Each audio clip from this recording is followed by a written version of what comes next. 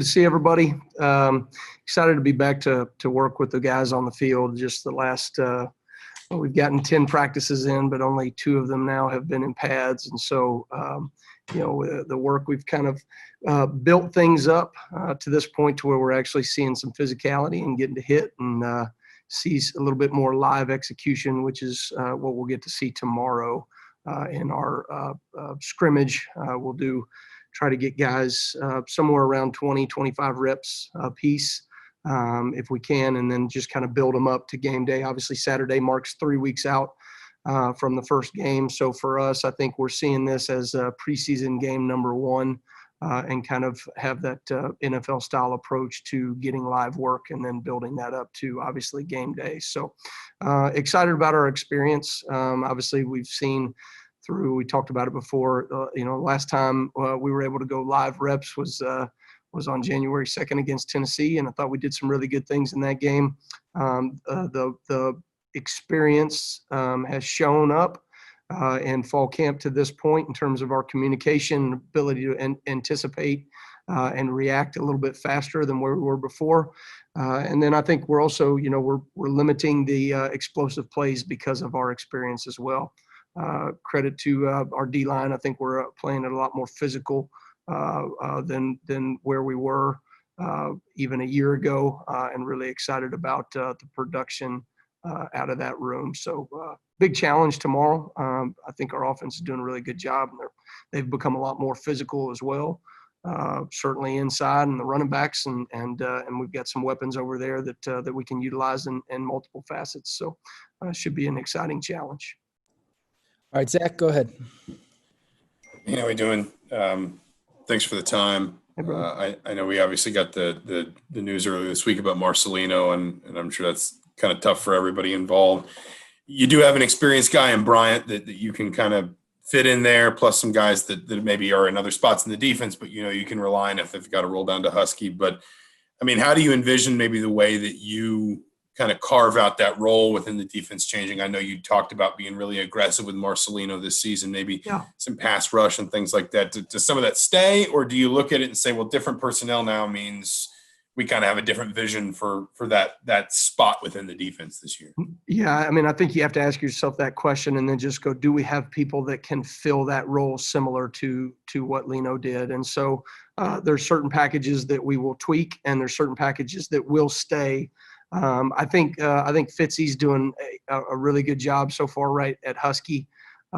He's got experience back there. He played free safety, now doing things at that position. To me, that position, over the years, we've featured them more, we've featured them less. We've done a lot of different things. Certainly when we get to third downs, I think we can get into some sub packages and do some things where if we want a better cover guy on the field, if we want a better blitzer on the field, and then allowing still, Lino gave us something even as a pass rusher on third down. And so we've got some other options that we're excited about. But, you lose guys like that, man, it's a tough deal. You hate to lose Lino. I hate it for him, and I hate it for us. Same deal, with Raheem. I think, Raheem Lane's another guy that is doing a really good job there, or was on the back end. And so we'll move forward without those guys. But I think now, as much as ever, between, you have the worry of who you may have on game day based off of a test that they may pop at the end of the week versus a guy in injury. I think, to me, the team that can practice the smartest, that can operate in and out of the building with wisdom, players, coaches, everybody, to me, those will be the teams that will be most successful at the end of the season. I think that's going to be the key for us. John, then Peaks. 2 questions just to follow up real quick. You said Raheem is out. I guess what's the deal with him and how long term is that? And he had he had surgery a while back, and so I'm sure Tom will talk more about those things. But I don't know exactly when the plan for him to be back. I haven't even looked at that. Okay.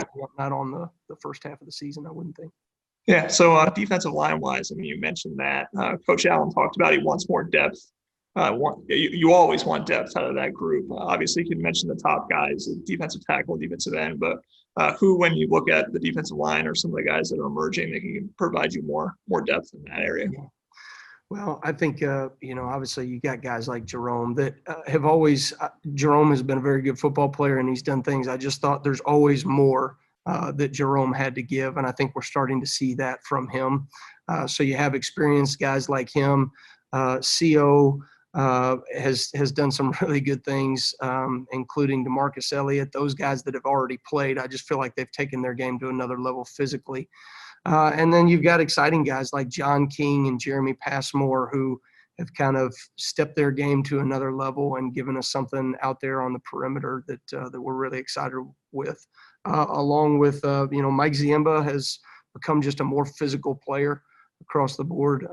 James Head's doing some really good things on the outside. So just those guys on the perimeter as well as some youthful depth. Like CJ Person, some of those guys we saw, you guys probably nobody noticed it, but in overtime against Purdue, there's CJ Person as a true freshman using one of his 4 games and played and executed. And on a critical, it was 3rd or 2nd down in overtime, made a nice play in the backfield and got us to, I think maybe the 3rd and short that showed up that when we stopped him, made him kick a field goal to win that game. So just those guys taking a more central role in our defense. I think we're excited about them. Peaks and then Kevin. Coach, I don't know if you mentioned Jovan Swan. Has he had any early impressions of what his impact could be on that line? Yeah, I think he's such a powerful guy.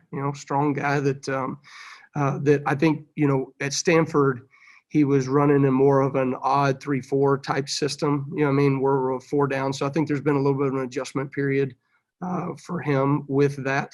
But certainly a guy that has that type of just strength and physicality. I think he's going to be somebody we're going to be able to utilize. Kevin, go ahead. Yeah, Coach. What do you think you took from your first year of calling defenses in the Big Ten that can carry over into year 2 in terms of learning experiences? Yeah, what I would say, and I've thought a lot about that, and I think that's a really good question. For me, a lot of it has been, what do teams like to do formationally?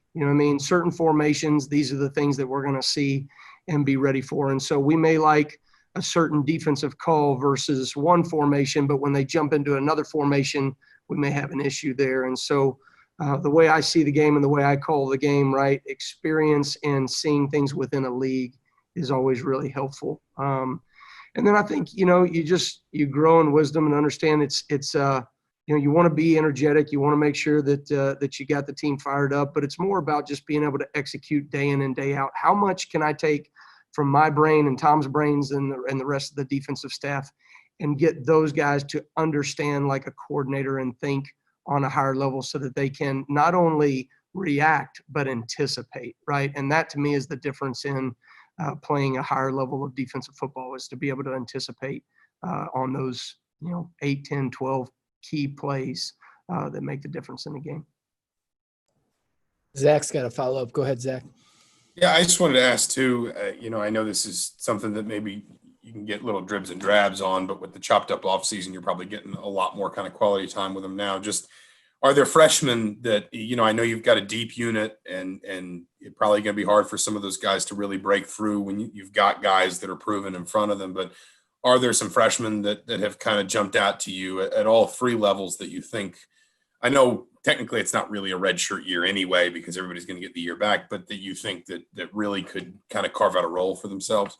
No, it's a good question. I think the one that strikes me as much as any freshman I've seen in a number of years is Bryson Bonds. A guy that was a very good player in high school, disciplined player, but to just come in with such a professional mindset, he's so locked in. He's a smart guy, but you teach him something the next day, he understands it. The 3rd day, he anticipates it. You know what I'm saying? And that to me is for a freshman to come in and do that multiple times, right, over and over again in these first 10 practices has been really exciting. So he'll certainly have a role in our travel squad, and he'll be playing this season, which is exciting, right? Because you need, when you have guys like Raheem and Marcelino, you got to have some young guys that are up and coming. Really excited about him. Chris Keys on the outside is doing some really good things. And then up front, I would say DeMarge Lewis has some real twitch to him and some physicality up front. Probably in the linebacking core, I tell you, man, Ty Wise, he just, he's everything that we thought he was going to be, plus probably a little more athletic. And that's really exciting. He really can run. He's going to develop his body. He's learning at a higher level than any of these guys were at their age. I'm Micah McFadden, Cam Jones, James Miller. He's more probably on the level of where Thomas was, but Thomas had known this defense since the 8th grade. So that's pretty exciting for us from a young guy that will be a future leader of that linebacking core. Stefan? Kane, obviously the circumstances that Coach Wellman came into, I don't think any strength coach wants that in his first year. I mean, how have you kind of seen the ability that he's had to adjust, and how are you seeing the benefits when you see the athletes now, what they were able to do with Coach Wellman? Yeah, you know what? I think experience weighs in big when you think about that, right? That how many schools and universities he was at before us, then go into the NFL where you have to modify things for, be it players, be it situations. I think his experience in how to navigate our team through when you're having conversations like this, to when we get them here and there are only small groups at a time, to now, we're all out there together as big groups. And he's just, his experience and a way to navigate through the hardships and figuring out ways to alter what he has to do to get the job done at the end of the day. And then he also, it just reminds you how important hiring a good staff is. He brought guys that are smart, that understand his vision, and they're able to go execute that at a high level. And certainly when we had guys, he couldn't be with every group when we started out. He could only be with one group or other or whatever. You better lean on those guys that you hire, and pretty phenomenal staff, I think. Anything else for Kane, guys? I got one more. Go ahead, John. Last one. You've talked a lot about, the linebacker group as kind of being like a wolf pack, a very together group. How much has that translated as you've seen them kind of go through this fall camp? And you talk about anticipating things. I mean, Cam Jones, Micah McFadden, how much do you feel like they've grown in that aspect? I would say tremendously. You know what I mean? Even I thought we saw that they grew as the season went on, but I thought there were certainly growing pains. In terms of their experience and learning. You saw a little bit of that in the bowl game, them being able to kind of hone in. This is what we're asking you to do, anticipate and make plays. And I thought they did that at a higher level. They're just, right now to this point, we're playing at a very different level in terms of our physical execution and certainly our mental capabilities, and then the way we communicate on that field. They're becoming leaders of our defense, which, we've been talking about that since I got here, about some actual leadership in that room. I think we finally got it, which to me, when the going gets tough and the adversity hits, those are the guys that can get us through and maybe turn the script on some of these close games that we've lost over the last few years.